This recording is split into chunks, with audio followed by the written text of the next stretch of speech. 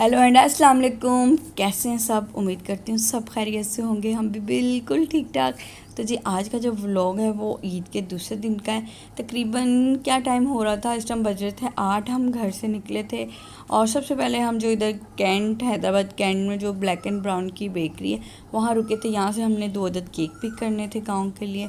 आज का जी हमारा जो रूटीन थी वो यहाँ जो डे था वो कुछ यूँ था कि आज हमने जाना था गाँव। ईद का वैसे भी एक दिन जो होता है हमारा मखसूस होता है कि हमने गांव मिलने जाते हैं। इनके दाया की फैमिली वहाँ रहती है, तो ईद का एक दिन ज़रूर वहाँ जाना होता है। तो पहले तो ये था कि एक दिन गैप दे के जाएंगे क्योंकि कल ही कराची से आए थे, लेकिन हुआ कुछ यूँ कि आज थी वहाँ दावत। तो इस चक्कर में हम भी चले गए कि सबसे मुलाकात हो जाएगी, वरना फिर अलग अलग जाके ना सबसे मिलना बहुत मुश्किल होता है। तो आज सबने एक घर में, मतलब कि इनके बड़े ताया के घर इकट्ठे होना था, तो वहीं सबसे मुलाकात हो जानी थी। फाइनली तकरीबन 12 बजे का टाइम था जब हम गांव पहुंच चुके थे।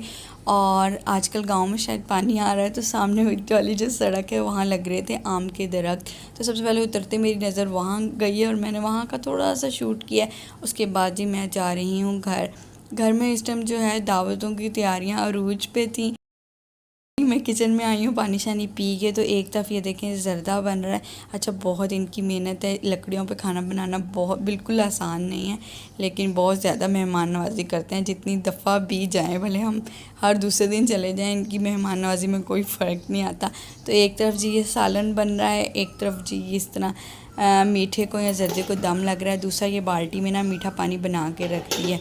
यहाँ ना जब भी दावत होती है ये रूल होता है यहाँ का कि ये जो बाल्टी है ना बड़ा, जिसे यहाँ कमंडल कहते हैं, इसमें ना नींबू पानी बना के भर के बर्फ़ डाल के रख देते हैं। फिर जो जो मेहमान आया जाता है उसको ना ये देते हैं। अच्छा, घर के नींबू होते हैं और इनका टेस्ट ना, आप जितना भी अच्छा हैदराबाद से नींबू लेके पानी बना लो ये टेस्ट नहीं बनता। तो जी बच्चों के भी दोस्त शोस्त आ गए थे, तो इनको बिल्कुल भी कोई धूप छूप की परवाह नहीं थी। फुल टाइम बाहर खेल रहे थे। 2 चीज़ें घर में बनी थी और जो बिरयानी थी वो बाहर से बनवाई थी उन्होंने ना खाने के लिए। इसके साथ ही जैसे सारे मेहमान इकट्ठे हुए हैं तो खाना लग गया है। खाना इस तरह लगता है कि नीचे बैठते हैं और 2 अदर चटाइयों पे ना खाना मतलब कि तकसीम होता है, मतलब 2 जोड़ लेते हैं, नीचे जो बैठते हैं तो एक तरफ जो है मर्द हज़रात बैठ जाते हैं और एक तरफ सारी औरतें होती हैं। और खाने में सारे ही लवाजमात होते हैं, रायता, सलाद, बिरयानी, कोल्ड ड्रिंक, मतलब बहुत अच्छी दावत होती है। तो जी बिरयानी वहाँ से बनी हुई थी, लेकिन बहुत अच्छा जायका था इसका, नो डाउट टेस्ट बहुत ही अच्छा था। तो जी मैंने तो सिर्फ चावल खाएं। उसके बाद जी बच्चों को किसी ने इतला दे दी थी कि जो पीछे वाला हिस्सा है वहाँ ना सब ने मुर्गियाँ रखी हुई हैं। तो वहाँ इनकी कज़न की फैमिली रहती है, तो उनकी मुर्गियों के छोटे छोटे चूज़े हैं। तो सारा बच्चे पार्टी ना सारी उस तरफ जा रही थी, तो मैं भी इनके पीछे पीछे आ गई। मैंने कहा चलें थोड़े से आपको भी नए नए चूज़े दिखा देती हूँ। तो ऐसे ही हुआ। तो हम बिल्कुल जो पीछे, अच्छा ये पीछे वाली जो जगह है ना ये बिल्कुल इस्तेमाल नहीं होती। पहले जब औरतें ज़्यादा थी ना तो यहाँ एक बड़ा सा तवा रखते थे जिसे तवी कहते थे, और उस पर सारी बैठ के ना रोटियाँ बनाती थी। अब सबके घर में अफराद कम कम हो गए, तो सब जो मेन चूल्हा होता है मतलब किचन का उसी में बैठ जाते हैं और उसी में अपने लिए जितनी रोटियाँ बनानी होती हैं तो बना लेते हैं। पहले जो है क्वान्टिटी ज़्यादा होती थी तो 3-4 मिल के जल्दी जल्दी बना लेती थी। ये देखें जी बहुत ही छोटे चूज़े थे, मतलब कि 3-4 दिन के होंगे, और बच्चों ने ना इनका जीना हराम किया। तो बड़ी मुश्किल से बच्चों को ना इनको वापस लेकर आए। तो जी इधर थोड़ी सी मीटिंग चल रही थी बच्चों की कि इन चीज़ों को कैसे बाहर निकाला जाए, लेकिन बड़ी मुश्किल से खींच के ना इनको वापस लाएं, क्योंकि दोनों तरफ ही मेहमान बच्चे थे, मतलब उनके घर भी मेहमान आए हुए थे और हमारे घर भी। तो इनसे बचाना बहुत मुश्किल था। तो आखिरकार मेरे ख्याल से बाजी ने आखिर में ना ताला ही लगा दिया था इसको, जो उनका छोटा सा घर था। उसके बाद जी मिन्हा ने कुछ भी नहीं खाया था, और मिन्हा और उसके बाबा ना बाहर जो नीम के नीचे चारपाई है उसमें बैठे आराम कर रहे थे। तो मैं ले आई थी उसके लिए कस्टर्ड। यहाँ इसने खेलते खेलते में चिड़ियाँ उड़ी हैं। सामने से एक ना बकरियों का रिवर जा रहा है, मतलब बहुत अच्छा माहौल था। और इधर दरख्त के नीचे आपको किसी एसी किसी पंखे की ज़रूरत नहीं थी। बहुत ही ठंडा जो टाइम था, हालांकि इस टाइम दोपहर के 2 बजे थे, शदीद धूप वाला टाइम था, लेकिन यहाँ बिल्कुल फील नहीं हो रहा था। यहाँ मैंने मिन्हा को थोड़ा सा खाना खिलाया है और उसके बाद मैं घर आ गई थी। घर जब आई हूँ तो घर का कुछ यूँ माहौल था कि कुछ बच्चियाँ जो हैं वो ईदी मांगने में मसरूफ़ थी, जो छोटे बच्चे होते हैं, और कुछ बड़े थे जो 9-10 फर्स्ट ईयर के थे, वो सब मोबाइल में मसरूफ़ थे। लड़के बाहर बैठे हुए थे और ये अम्मियाँ थीं और सारी कज़न्स वगैरह थीं, तो ये सब अंदर गपशप लगा रही थी। अच्छा, ये ईद बच्चों के लिए ज़्यादा इंटरेस्टिंग होती है क्योंकि इसमें मिलती है ईदी। तो बाजी बताए थे कि सुबह से कितनी दफ़ा इरफान ने ना अपना बैग खाली करके ईदी गिनी है और फिर वापस रखी है। तो जी उसके बाद हमने जाना था वापस। थोड़ी देर में आ गई थी बाग में। हमारे घर से निकलते ही ताई जान के ना सामने ये देखें लीमू का दरख्त है और इस पे इतने ज़्यादा लीमू लगे हुए थे, बहुत अच्छे हरे हरे लीमू हैं। अच्छा, इनको देख के लगता है कि इनमें बिल्कुल भी रस नहीं होगा, मतलब कि इतने लगते हैं क्या कहते हैं कच्चे से हरे हरे से, लेकिन ऐसा बिल्कुल भी नहीं है। इनके अंदर रस भी बहुत अच्छा है और इनका टेस्ट भी बहुत अच्छा है।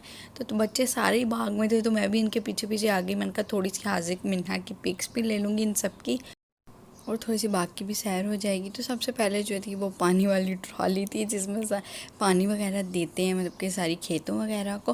उसके बाद जहाँ जहाँ आम के दरख्त थे, तो आजकल आपको पता है कि आम का सीज़न है, तो सब पे केरियाँ लगी हुई थी और एक दो दरख्त तो ऐसे थे कि जो पूरे ऊपर से लेकर नीचे तक ना आमों के भरे हुए थे। तो हानि को पता था और वो मुझे लेके गया है कि चाची आओ मैं आपको दिखाता हूँ कि इस दरख्त पे ना आम बहुत हैं। तो मैं भी उसके साथ साथ जाती रही हूँ। देखें दूर से ही आपको पता लग रहा होंगे ये दरख्त पूरा माशाल्लाह माशाल्लाह भरा हुआ था आमों से। और इंशाल्लाह जब ये थोड़ा सा मतलब कि टाइम गुजरेगा आम पक जाएंगे, अभी तो केरियाँ हैं। अच्छा, इधर ही जो भी मतलब सबके घर साथ आते हैं तो सबके घरों के बाहर ना एक एक दो दो आम के दरख्त ज़रूर हैं। तो अपने गुजारे लायक आम में मुझे लगता है इनको ख़रीदने नहीं पड़ते गांव में। उनका सीज़न ना आराम से जाता है, बल्कि शुरू शुरू में तो बहुत ज़्यादा आम होते हैं। तो आहिस्ता आहिस्ता करके जब टाइम गुजरता है तो फिर शायद मार्केट से लेती हूँ। इसी तरह नानी माँ के घर भी बाहर जो हैं वो आमों के दरख्त हैं, इनकी ताई जान के घर भी, सबके घर साथ साथ हैं। तो सबके पिछली तरफ जो खेतों वाली साइड है ना, सब ने जो है आमों के दरख्त लगाए हुए एक एक दो दो, बाकी सारी काश्तकारी के साथ। उसके बाद जी हम गांव से निकले थे। गांव से थोड़ा सा ही दूर मेरी खाला का घर है, मतलब खाला का गांव है। तो हमने वहाँ आना था क्योंकि मेरे मामू आए हुए हैं 6 साल बाद बाहर से, तो मुझे उनसे मिलना था क्योंकि वो भी यहीं थे दावत पे। तो थोड़ी देर बस में मामू से मुलाकात हुई क्योंकि उनसे मिलने कोई और भी मेहमान आए हुए थे, तो वो उनके साथ मसरूफ़ से बस 10 से 20 मिनट आए हैं और मेरी उनसे थोड़ी सी मुलाकात हुई है। मैं चाह रही थी कि कोई वीडियो छोटा सा क्लिप जो है रिकॉर्ड कर लूँ, पर वो टाइम इतना शॉर्ट था कि अच्छा नहीं लग रहा था कि उनसे बातें करूँ या वीडियो रिकॉर्ड करूँ। तो नेक्स्ट टाइम आपको ज़रूर अपने मामू से मिलाऊंगी। बहुत ही पोलाइट और बहुत ही अच्छे हैं मेरे मामू। तो जी उसके बाद हम आ गए थे शहर। ताईजान हमारे साथ थी, तो सबसे पहले हमने उनको ड्रॉप किया है।